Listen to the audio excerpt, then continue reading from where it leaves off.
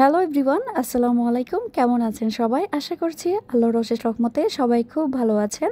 আলহামদুলিল্লাহ, আমরাও ভালো আছি। পুষ্প লাইফস্টাইলে নতুন আরও একটি ব্লগ দেখার জন্য আমি পুষ্প সবাইকে স্বাগত জানাচ্ছি।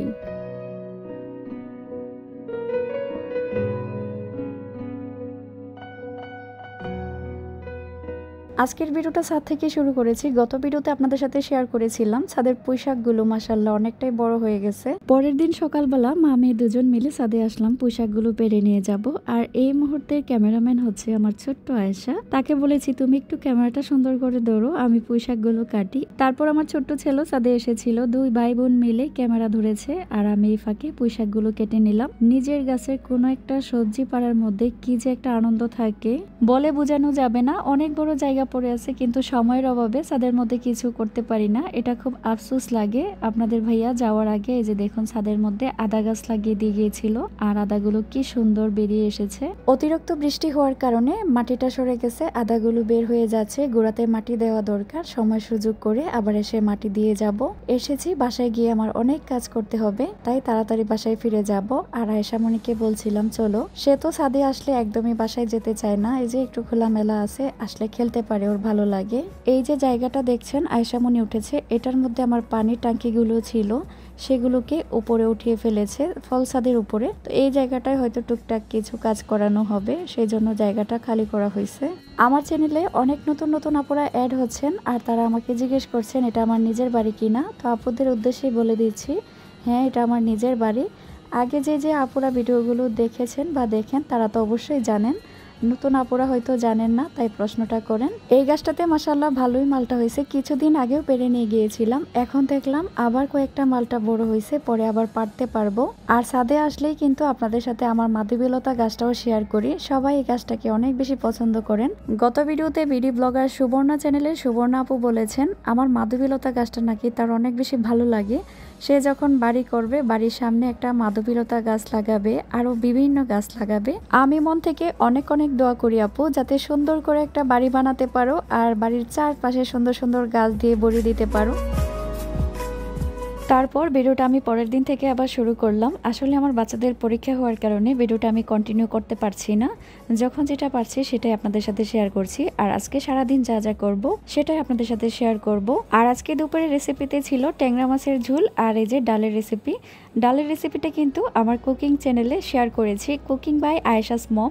আমার মতো যারা সহজে ডাল রান্না করতে চান তাহলে অবশ্যই আমার ভিডিওটি দেখবেন। আমি একদম টিপস সহকারে ডাল রান্নার রেসিপিটি শেয়ার করেছি। নতুন রাঁধুনিদের জন্য তো আশা করি ভিডিওটা অনেক বেশি উপকারে আসবে। আর যদি উপকারে আসে অবশ্যই লাইক, কমেন্ট আর শেয়ার করতে ভুলবেন না।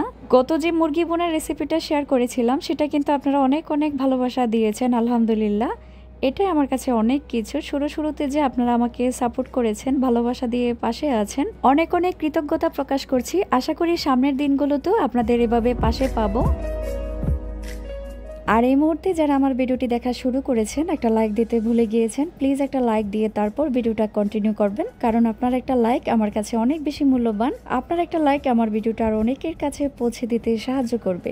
আজকে রান্নার পর্বটা আগে শেষ করে ফেলেছি, কারণ বাসার মধ্যে অনেক কাজ করব। রান্নাঘরে আসা যাওয়া কাজ করা অনেক ঝামেলা হয়ে যায়। টুকটাক যে কাজগুলো আছে ঘরের অন্যান্য কাজও সেরে ফেলেছি। আজকে ড্রয়িং রুমটা আর আমার বেডরুমটাকে মনের মতো করে সাজাবো। চলে আসলাম প্রথমে আমি আমার ড্রয়িং রুমে, এসে যত ফার্নিচার আছে সবগুলোই পরিষ্কার করে নিচ্ছি আর টুকটাক যা যা মোছামুছি করা দরকার সেগুলো মুছে দিচ্ছি। একজন আপু অ্যাকুরিয়াম সম্পর্কে ডিটেল জানতে চেয়েছিলেন, আপু বলেছিলেন আপু ডিটেলস বলে দিলে ভালো হতো। আমি যখন অ্যাকুরিয়ামটা কিনেছিলাম আপু, মাছ সহ আমার 15,000 টাকার মতো খরচ পড়েছিল।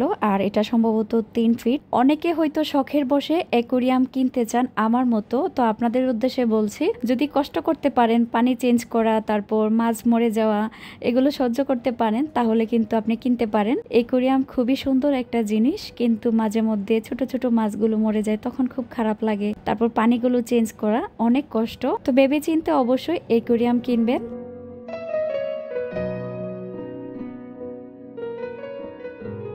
আগে থেকেই তো প্ল্যান ছিল ড্রয়িং রুমটাকে সুন্দর করে সাজাবো। নামাজের বিছনাগুলো অনেক ময়লা হয়েছিল, সেগুলো ধুয়ে দিয়েছি। শুকানোর পর আমি স্ট্যান্ডে রেখে দিলাম। এখন ওই যে শিশির আপু আমাকে গিফট করেছিল রানারটা, সেটাকে আমি এই টেবিলটার মধ্যে বিছিয়ে দিচ্ছি। সাদার মধ্যে কালারফুল হওয়াতে বিছানোর পর দেখলাম অনেক সুন্দর লাগছে। কাপড়গুলোর উপরে সাদা প্লাস্টিকের কাগজটা দিয়ে দিচ্ছি। এই কাগজটা দেওয়ার কারণে কাপড়গুলো একদমই ময়লা হবে না, অনেকদিন ভালো থাকবে। এত ধুলাবালু আসে, প্রতিদিন ফার্নিচার পরিষ্কার করি, একদিন যদি ফার্নিচার পরিষ্কার না করি পরের দিন দেখি পুরো ফার্নিচার একদম সাদা হয়ে থাকে। সারাদিন আমি ঘর সাজানো নিয়ে ব্যস্ত থাকি, আমার অনেক বেশি ভালো লাগে ঘর সাজাতে। যখন যেটা পারি তখন সেটা নিয়ে কাজে বসে যাই। অল্পর মধ্যে হলো তার সংসারটাকে কিন্তু খুব সুন্দর করে গুছিয়ে রাখে। আমার বাসায় কিন্তু দামি দামি কোনো জিনিস নেই যে দামি দামি কোনো জিনিস আছে তা দিয়ে সাজিয়ে রেখেছি। যতটুকুই আছে আমার সাধ্যের মধ্যেও আমি সেগুলো দিয়ে আমার বাসাটাকে গুছিয়ে রাখার চেষ্টা করি। অনেক আপুদের বাসা বাড়ি আছে অনেক সুন্দর সুন্দর সুন্দর জিনিস দিয়ে সাজিয়ে রাখে, সেগুলো আমার দেখলে আফসোস করলে হবে না। আমার যেটা আছে সেটা নিয়ে আমাকে আলহামদুলিল্লাহ বলতে হবে। আমি যে পজিশনে আছি হয়তো আল্লাহ চাইলে আমি আরো ভালো পজিশনে যেতে পারি। আবার আমার যা আছে অনেক আপুদের কিন্তু তাও স্বপ্ন। আল্লাহ কিন্তু পৃথিবীতে স্তরে স্তরে মানুষ পাঠিয়েছে, সবাইকে অবশ্যই যার যার জায়গা থেকে সন্তুষ্ট লাভ করতে হবে। আল্লাহ চাইলে সবকিছুই সম্ভব। কথায় আছে চোখের পলকে ভিখারি, আবার চোখের পলকে রাজা বাদশা। কখন যে আল্লাহ কার কপালে কি রেখেছেন কেউ বলতে পারে না। কথা বলতে বলতে আমি সোফাটা সুন্দর করে গুছিয়ে নিলাম, চাদরটা বিছিয়ে কুশনের যে কাভারগুলো আছে সেগুলো লাগিয়ে দিলাম। এক পাশ করে করে কাজগুলো সেরে নিচ্ছি, হজবরল করছি না, আস্তে আস্তে গুছিয়ে কাজগুলো করছি যাতে সুন্দর করে করতে পারি। সোফাগুলো গোছানোর পর আমি আরেকটা পাশে চলে এসেছি, বড় থাইটার পাশে। এখানে আমি আমার পুরনো সোফাটা রাখতাম। সোফাটা এই জায়গাটাতে থাকাতে কেন জানে ভালো লাগছিল না, ভাবলাম এই জায়গাটা একটু চেঞ্জ করে দেখি, অন্যরকম ভাবে সাজাই, দেখি কেমন লাগে। প্রথমে আমি এই পাশের পর্দাগুলো চেঞ্জ করে দিয়েছি, তারপর এখানে ফুলের স্ট্যান্ডটা রেখে দিচ্ছি। গড়ে থাকা জিনিস দিয়ে আমি আমার পছন্দের জিনিসটাকে মনের মতো এখন সাজিয়ে তুলবো। আপনারা কিন্তু ফার্নিচারগুলো অনেক পছন্দ করেছেন আর অনেক অনেক প্রশংসা করেছেন, সবাইকে অনেক অনেক ধন্যবাদ জানাচ্ছি। আসলে কি জানেন, আমি যখন বাসার জন্য যে কোনো একটা জিনিস আনি সেটাকে আমি গোছানোর জন্য একদম অস্থির হয়ে থাকি।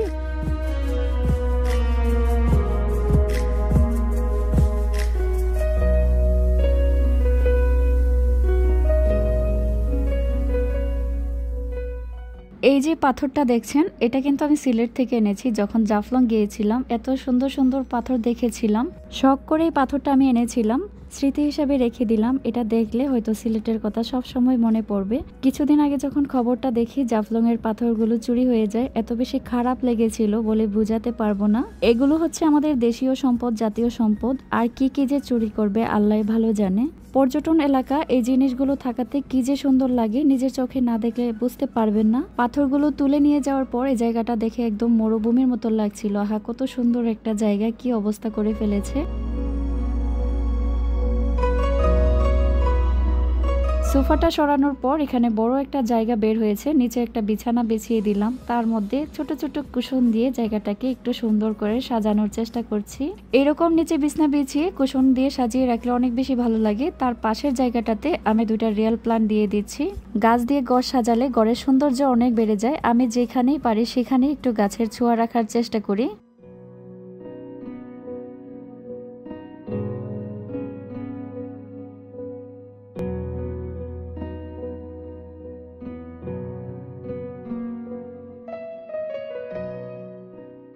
আমার মতো ঘর সাজাতে কে কে বেশি পছন্দ করেন? সামনে যা দেখেন বাসার জন্য তাই কিনতে ইচ্ছে করে, মনে হয় যে আমার বাসার জন্য এই জিনিসটা নিয়ে গেলে অনেক ভালো হতো, সাজালে অনেক সুন্দর লাগতো।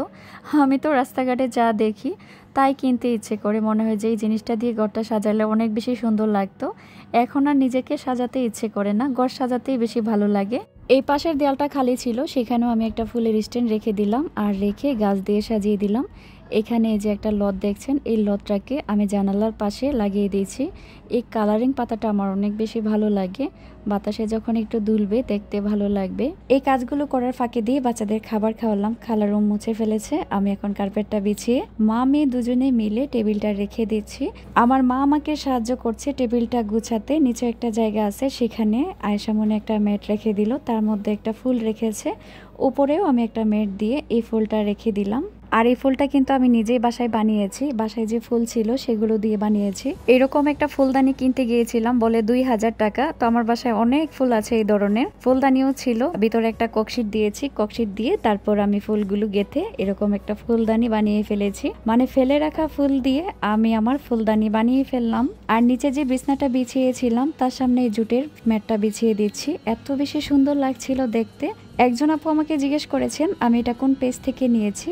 পেজের নামটা হচ্ছে জুটের দারাজ, আপনি ফেসবুকে সার্চ দিলেই পেয়ে যাবেন।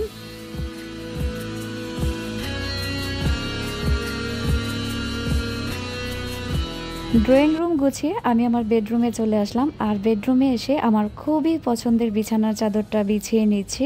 অনেক দিনের ইচ্ছে ছিল এই বিছানার চাদরটা দিয়ে আমি আমার বিছানাটাকে সাজাবো। বিশ্বাস করেন বিছানার চাদরটা এত বেশি সুন্দর, মোবাইলে যেমন দেখেছিলাম বিছানোর পর আরো বেশি সুন্দর লাগছিল। আমি মনে করি একটা রুমকে সুন্দর দেখাতে একটা বিছানার চাদরই যথেষ্ট। রুমটা দেখুন কত সুন্দরভাবে ফুটে উঠেছে চাদরটার কারণে। অনেকেই চাদরটা সম্পর্কে দাম জিজ্ঞেস করেছিলেন। এই চাদরটার দাম পড়েছে 1600 টাকা। আমি দুইটা চাদর নিয়েছি, 3200 টাকা পড়েছে। আর বালিশের কাভারগুলো অনেক বড় বড় ছিল। আমার যে বালিশগুলো এগুলো কিন্তু বিদেশি বালিশ, অনেক বড় হওয়ার কারণে আমি দেশ থেকে যে চাদরই কিনি না কেন বালিশের কাভারগুলো দিলে একদম কেমন জানি বের হয়ে থাকে। তো এই বালিশের কাভারগুলো দেখলাম যথেষ্ট বড়, একদম সুন্দর পারফেক্টভাবে লেগেছে।